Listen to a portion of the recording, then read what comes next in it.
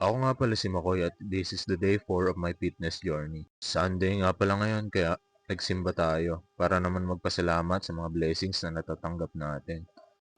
Naging way din to para ma-reach natin yung daily goals natin which is yung 10k steps. Nag-crave nga pala tayo sa suman kaya yun yung kinain natin ng umaga. Mataas nga yung carbs niyan pero na-burn naman natin yan nung pumunta tayo sa mall. Kasi we still burn our calories sa paglalakad lang sa mall. Lalo na't malayo at iniikot-ikot pa natin. At dahil uuwi na rin si Master, naggawa tayo ng request niya. Nag-request kasi siya sa akin ng mango graham cake. Di kasi natin siya nakasama nung Christmas holiday. Nasa Manila kasi siya nag-work. And this is the sign na magkakaroon tayo ng diet break. Alam niyo naman yung mga partners natin, parang mga dragon kong kumain. At di rin sila kakain kung sasabihin mong busog ka.